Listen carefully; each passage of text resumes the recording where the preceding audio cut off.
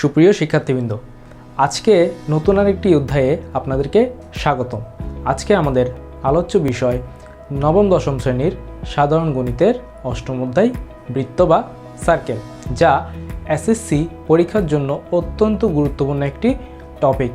এই চ্যাপ্টার থেকে প্রতি বছর প্রশ্ন এসে থাকে। তো কথা না বাড়িয়ে চ্যাপ্টারটি শুরু করা যাক।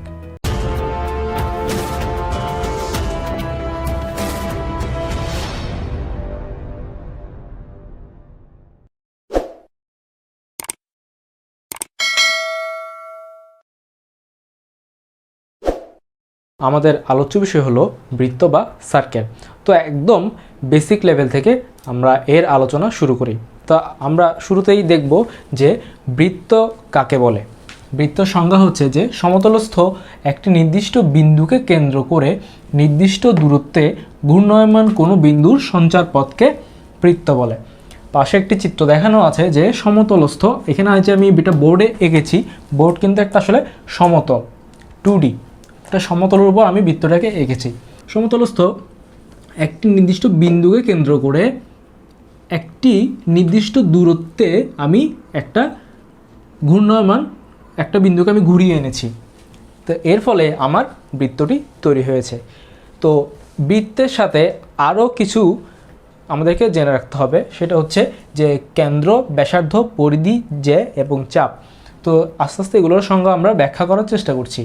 তো কেন্দ্র সংজ্ঞাটা কি, যে আমরা এখানে এই যে এই একটা নির্দিষ্ট বিন্দু কেন্দ্র করে কিন্তু আমরা এই বৃত্তটা এঁকেছি, তাহলে তার সঙ্গে সঙ্গে আমরা বলতে পারি যে নির্দিষ্ট বিন্দুকে কেন্দ্র করে বৃত্ত নামক সঞ্চারপথের সৃষ্টি হয়েছে, তাকে আমরা বলতে পারি কেন্দ্র।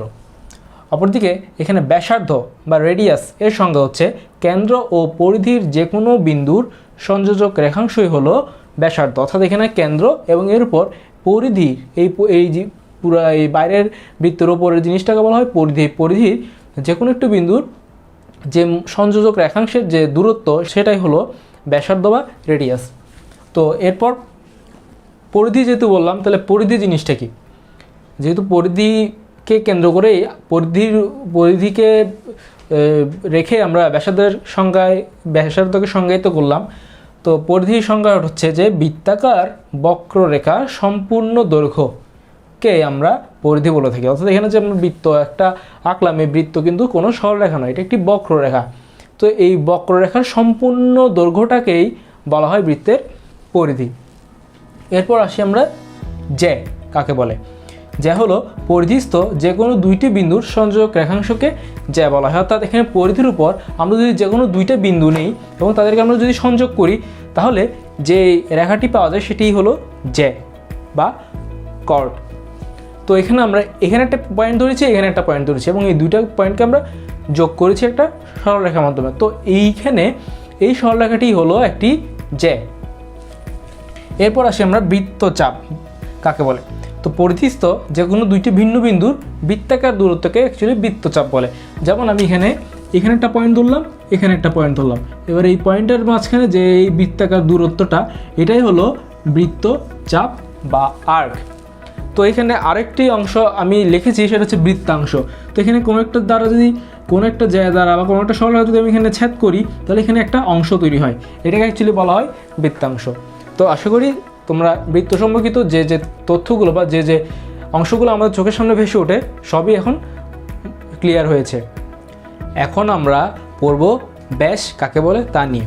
তো ব্যাস হচ্ছে বৃত্তের কেন্দ্রগামী জ্যা, অর্থাৎ বৃত্তের কেন্দ্রগামী জ্যাকেই বলা হয় ব্যাস। তাহলে এর আগে আমরা পড়েছি জ্যা কাকে বলে। এখন আমরা বলছি যে যে জ্যাটি বৃত্তের কেন্দ্র দিয়ে অতিক্রম করবে সেটি হলো ব্যাস। তাহলে এখানে যে চিত্রটা আঁকা আছে, এই পয়েন্ট থেকে এই পয়েন্ট পর্যন্ত আমরা একটা জায়গা নিয়েছি যেটি কেন্দ্র দিয়ে যাচ্ছে, তাহলে সেই হিসাবে এটি হলো আমাদের ব্যাস। তো এর আগে আমরা বলেছিলাম এতটুকু থেকে এতটুকু দূরত্ব হলো ব্যাসার্ধ, যাকে আমরা বলি রেডিয়াস, বা এখানে আমরা প্রকাশ করব আর দিয়ে। তাহলে এটির ঠিক দ্বিগুণ দূরত্বে, যেহেতু তারা সমান দূরত্ব, তাহলে ঠিক দ্বিগুণ দূরত্বে এই পয়েন্টটা, তাহলে ওই পুরা ডিস্টেন্সটাকে আমরা বলতে পারি 2r। তাহলে ব্যাসার্ধকে আমরা r দ্বারা চিহ্নিত করেছি, তাহলে যেহেতু ব্যাসার্ধের দ্বিগুণ, ব্যাসকে আমরা টুয়ার দ্বারা চিহ্নিত করছি। তো ব্যাসকে টুয়ার দ্বারা চিহ্নিত করা হয় বা ব্যাসকে ডায়ামিটার অর্থাৎ ডি দ্বারাও চিহ্নিত করা হয়। এখন যদি এই চিত্রটা দিয়ে একটি কোয়েশ্চেন আসে এমসিকিউতে যে এই যে এখানে একটা এই পয়েন্ট থেকে এই পয়েন্ট একটা যে আঁকা হলো যেটি কেন্দ্র দিয়েছে, তাহলে এখন যদি কোয়েশ্চেন আসে যে এটি কি ব্যাস নাকি নাকি ব্যাসার্ধ, উত্তরটি কি হতে পারে কমেন্ট বক্সে জানানোর জন্য অনুরোধ করা হলো। তাহলে এইটা থেকে আমরা জেনে নিলাম যে আসলে ব্যাস কাকে বলে। বৃত্তের এই চ্যাপ্টারটাতে আমরা অ্যাকচুয়ালি কি পড়ব? এই বৃত্তের চ্যাপ্টারে আমরা কিছু উপপাদ্য এবং সম্পাদ্য করব। উপপাদ্য এবং সম্পাদ্য করতে গিয়ে আমাদের অবশ্যই আগের চ্যাপ্টারগুলো জেনে আসতে হবে বা আগের চ্যাপ্টারের তথ্যগুলো জেনে রাখা লাগবে। তো আমি এখন সেই আগের চ্যাপ্টারের যে তথ্যগুলো ওগুলো আবার একবার রিভিউ করে দিচ্ছি, যাতে আমাদের পুরো চ্যাপ্টারটি বোধগম্য হতে যাতে আমাদের সুবিধা হয়। তো এই উপপাদ্য প্রমাণ করার জন্য সবচেয়ে বেসিক যে কাজটা হলো যে দুইটি ত্রিভুজকে ধরে সর্বসম প্রমাণ করা। কারণ সর্বসম প্রমাণ করতে পারা মানেই হচ্ছে যে কোনো দুটি ত্রিভুজের অনুরূপ বাহু এবং অনুরূপ কোণগুলো পরস্পর সমান ধরা যায়। যে কোনো বাহুর সাথে ওই অনুরূপ যে কোনো বাহু আমরা সমান বলে নিতে পারবো যদি তাদেরকে আমরা সর্বসম প্রমাণ করতে পারি। অর্থাৎ এখানে আমরা তিলকে তাল, তালকে তিল করতে পারবো। তো সর্বসম যেটা আমি বলেছি, সর্বসম মানে হচ্ছে যে কোনো দুইটি ত্রিভুজকে, সর্বসম মানেটা হচ্ছে যে কোনো দুইটি ত্রিভুজ যদি একটির উপর আরেকটি বসালে তারা একদম সম্পূর্ণ মিলে যায়, সেক্ষেত্রে আমরা এই দুটি ত্রিভুজকে সর্বসম বলে থাকি। তো সর্বসম প্রমাণ করার জন্য কিছু ক্রাইটেরিয়া আমাদেরকে ফলো করতে হয়। তার মধ্যে এই চারটি আছে যে বাহু বাহু বাহু উপপাদ্য। অর্থাৎ যদি আমরা এটা বলতে পারি যে একটি ত্রিভুজের তিনটে বাহু অপর ত্রিভুজের অনুরূপ তিনটে বাহু সমান হয়ে গেছে, সেক্ষেত্রে আমরা দুটি ত্রিভুজকে সর্বসম বলে ফেলতে পারি। অথবা বাহু কোণ বাহু উপপাদ্য অনুসারে যদি আমরা একটি ত্রিভুজের দুইটি বাহু অপর ত্রিভুজের দুইটি বাহু সমান এবং তাদের অন্তর্গত কোণ অপর ত্রিভুজটির দুই বাহুর অন্তর্গত কোণের সমান ধরে ফেলতে পারি, তাহলে সেক্ষেত্রে আমরা এই দুটো ত্রিভুজকে সর্বসম বলতে পারি।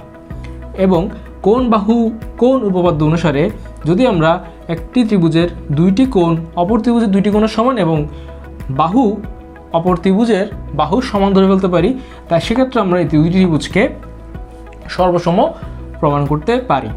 লাস্ট অফ অল হচ্ছে অতিভুজ বাহু। এই অতিভুজ বাহুতে আমাদের একটা সমকোণী ত্রিভুজ লাগবে, দুইটা সমকোণী ত্রিভুজ লাগবে। তো এই দুইটা সমকোণী ত্রিভুজে যদি এই অতিভুজ একে অপরের সমান হয় এবং যে কোনো একটি বাহু সমান হয়ে যায়, সেক্ষেত্রে আমরা এই দুটি ত্রিভুজকে সর্বসম প্রমাণ করতে পারি। এবং এই সর্বসম আমাদের উপপাদ্য যে আমরা সামনে উপপাদ্য করব, মোটামুটি সবগুলোতেই এই সর্বসম প্রমাণ করে কিন্তু আমাদেরকে উপপাদ্যগুলো সলভ করতে হবে। এখন আমরা বইয়ে উল্লিখিত যে উপপাদ্যগুলো দেওয়া আছে তা আমরা প্রথমে আলোচনা করে ফেলি। তো বইয়ের 8.1-এর প্রথম উপপাদ্যটি ছিল উপপাদ্য 17, বৃত্তের কেন্দ্র ও ব্যাসভিন্ন কোনো জ্যায়ের মধ্যবিন্দু সংযোগ রেখাংশ ওই জ্যায়ের উপর লম্ব, এটি প্রমাণ করতে বলা হয়েছে। অর্থাৎ এখানে বৃত্তের কেন্দ্র এবং কেন্দ্র ছাড়া ব্যাসভিন্ন অন্য কোনো একটা জ্যায়ের যে মধ্যবিন্দু, সেই মধ্যবিন্দুর সাথে কেন্দ্র যে সংযোগ সরলরেখাটা হবে সেটি হবে সেই জ্যায়ের উপর লম্ব, এটি আমাদেরকে প্রমাণ করতে বলা হয়েছে। তো তার জন্য আমরা সাধারণ নির্বাচনে লিখলাম যে ও কেন্দ্রবিশিষ্ট ABC বৃত্তে AB জ্যায়ের মধ্যবিন্দু হলো M। সেক্ষেত্রে আমরা যদি OM যোগ করি তাহলে আমাদের এখানে প্রমাণ করতে হবে যে OM হলো AB এর উপর লম্ব, অর্থাৎ OM is perpendicular to AB। তো প্রমাণের সুবিধার্থে আমরা অঙ্কনে OA এবং OB যোগ করে নিলাম। তো প্রমাণের প্রথম ধাপে আমরা এখানে OAM ত্রিভুজ এবং OBM ত্রিভুজকে নিলাম। তো এর আগে আমরা আলোচনা করেছি যে সর্বসমতা নিয়ে। তো ত্রিভুজের সর্বসমতা প্রমাণের জন্য বাহু বাহু বাহু উপপাদ্যটি এখানে কাজে লাগাবো আমরা। তো সেজন্য যেহেতু এটা মধ্যবিন্দু, তাহলে মধ্যবিন্দু মানে এই বাহুকে ঠিক সমান দুই ভাগে বিভক্ত করা হয়ে গেছে। তাহলে এখানে AM সমান BM, AM সমান BM। যেহেতু এখানে সাইড নোট দিয়ে লিখতে পারি, যেহেতু MAB এর মধ্যবিন্দু, অবশ্যই পরীক্ষার হলে সাইড নোট অবশ্যই লিখতে হবে। দেন OA সমান OB, কেননা তারা এই একই বৃত্তের দুটি ব্যাসার্ধ। তাহলে লিখতে পারি তারা একই বৃত্তের ব্যাসার্ধ। দেন লাস্ট অফ অল OM এখানে সাধারণ বাহু। OM দুই ত্রিভুজের জন্যই সাধারণ বাহু। তাহলে এই ক্ষেত্রে আমরা লিখতে পারি OM সাধারণ বাহু সমান OM সাধারণ বাহু, অর্থাৎ OM সমান OM, অর্থাৎ এখানে আমরা তিনটা বাহুকেই সমান দেখাতে পারছি। তাহলে সেই হিসেবে আমরা বলতে পারি যে OAM ত্রিভুজ এবং OBM ত্রিভুজ সর্বসম। তো সর্বসম যেহেতু আমরা প্রমাণ করতে পারছি, সেক্ষেত্রে আমরা অনুরূপ কোণগুলোকেও সমান ধরতে পারি। তবে এই ক্ষেত্রে প্রমাণের সুবিধার্থে আমরা শুধুমাত্র OMA এবং OMB কোণকেই সমান হিসেবে আমরা ধরে নিলাম। তারপর দ্বিতীয় ধাপে আমরা বলতে পারি যে যেহেতু কোণদ্বয় রৈখিক যুগল কোণ এবং তারা পরস্পর সমান। তো এখানে একটি কোশ্চেন চলে আসবে, অনেকে বুঝবে না বা হয়তো অনেকে না জানতে পারে যে রৈখিক যুগল কোণ কাকে বলে। তো তার জন্য আমি এখানে লিখে দিয়েছি যে রৈখিক যুগল কোণ হলো যদি দুইটি সন্নিহিত কোণের সমষ্টি 180 ডিগ্রি হয়, তবে তাদেরকেই আমরা রৈখিক যুগল কোণ বলতে পারি। তার মানে 180 ডিগ্রি অনেকভাবে সন্নিহিত কোণকে আমরা আঁকতে পারি। যেমন এখানে এই কোণ এবং এই কোণ হলো পরস্পর সন্নিহিত কোণ, এই কোণ হলো পরস্পর সন্নিহিত কোণ। এখন এই ক্ষেত্রে যদি তারা পরস্পর সমান হয়, তাহলে সমষ্টি হচ্ছে 180 ডিগ্রি, ঠিক দুই ভাগে ভাগ করলে তারা অবশ্যই 90 ডিগ্রি হবে। এখানে 90 ডিগ্রি হবে। তো 90 ডিগ্রি যদি হতে পারে বা 90 ডিগ্রি যদি হয়ে যায়, তাহলে আমরা অবশ্যই বলতে পারি যে এখানে OM ABর উপর ঠিক লম্বভাবে হওয়ার কারণে কিন্তু তারা পরস্পর এখানে 90 ডিগ্রি হয়েছে, বা তারা এই কোণটি 90 ডিগ্রি হয়েছে। অর্থাৎ এক্ষেত্রে এই ত্রিভুজদ্বয় হলো একটি সমকোণী ত্রিভুজ এবং এই ক্ষেত্রে OMA এবং OMB হলো 90 ডিগ্রি। তাহলে সেক্ষেত্রে অবশ্যই OM ABর উপর লম্ব হবে। অর্থাৎ এখানে আমাদের যে প্রমাণ করতে বলা হয়েছে যে বৃত্তের কেন্দ্র ও ব্যাসভিন্ন কোনো যে মধ্যবিন্দু সংযোগ রেখাংশ ওই যে এর উপর লম্ব।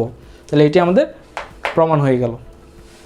এখন আমরা উপপাদ্য 17 এর বিপরীত উপপাদ্যটি প্রমাণ করে দেখাবো। তো উপপাদ্য 17 এর বিপরীত উপপাদ্যে বলা হয়েছিল যে বৃত্তের কেন্দ্র থেকে ব্যাসভিন্ন কোনো জ্যায়ের উপর অঙ্কিত লম্ব ওই জ্যাকে সমদ্বিখণ্ডিত করে। অর্থাৎ বৃত্তের কেন্দ্র থেকে যদি কোনো জ্যায়ের উপরে লম্ব টানা হয়, তাহলে সেই লম্বটি ওই জ্যাকে দুই ভাগে বিভক্ত করবে, অর্থাৎ সমান দুই ভাগে বিভক্ত করবে, সেটি প্রমাণ করতে বলা হয়েছে। তার জন্য আমরা প্রথমে চিত্র আঁকবো, তারপর সাধারণ নির্বাচন, অঙ্কন এবং প্রমাণ। তো সাধারণ নির্বাচন আমরা বলতে পারি যে মনে করি ও কেন্দ্রবিশিষ্ট ABC বৃত্তে AB ব্যাসভিন্ন কোনো জ্যা এবং কেন্দ্র থেকে ABর উপর একটি লম্ব টানা হয়েছে। তো প্রমাণ করতে বলা হয়েছে যে ওই অঙ্কিত লম্বটি ওই জ্যাকে সমদ্বিখণ্ডিত করে। অর্থাৎ এখানে OD জ্যা ABকে সমান দুই ভাগে বিভক্ত করবে। অর্থাৎ এখানে AD সমান BD প্রমাণ করতে পারাটাই আমাদের মূল উদ্দেশ্য। তো তার জন্য আমরা OA এবং OB যোগ করে নিলাম। তো যেহেতু OD ABর উপরে লম্ব, সেই হিসাবে আমরা বলতে পারি যে ODA এবং ODB দুইটি কোণই সমকোণ, এক সমকোণ। তাহলে ODA এবং ODB সমান এক সমকোণ। তাহলে সেক্ষেত্রে আমরা বলতে পারি যে ODA এবং ODB ত্রিভুজ দুইটি সমকোণী ত্রিভুজ। এখন আমরা সমকোণী ত্রিভুজ যেহেতু বলতে পেরেছি, তাহলে আমরা যদি সর্বসমতা প্রমাণ করতে চাই, তাহলে আমাদের সমকোণী ত্রিভুজের অতিভুজ বাহু উপপাদ্য প্রয়োগ করে সর্বসমতা প্রমাণ করতে পারা গেলে আমাদের অ্যাকচুয়ালি উপপাদ্যটি প্রমাণ করতে আমরা সক্ষম হব। ODA এবং ODB ত্রিভুজে অতিভুজ OA এবং অতিভুজ OB সমান, কেননা তারা একই বৃত্তের দুইটি ব্যাসার্ধ এবং আমরা বৃত্ত আঁকি একটা নির্দিষ্ট কেন্দ্র থেকে একটা নির্দিষ্ট বিন্দু থেকে একটি নির্দিষ্ট দূরত্ব বজায় রেখে আমরা বৃত্তকোণ করি, তাহলে যেহেতু একই দূরত্ব তাহলে ও এ এবং ওবি সমান হবে। আর ওডি হলো এই দুটো ত্রিভুজের সাধারণ বাহু, অর্থাৎ এখানে আমরা ওডি সমান ওডি লিখতে পারি, অর্থাৎ আমরা একেবারে লিখে ফেলতে পারি যে ওডি সাধারণ বাহু।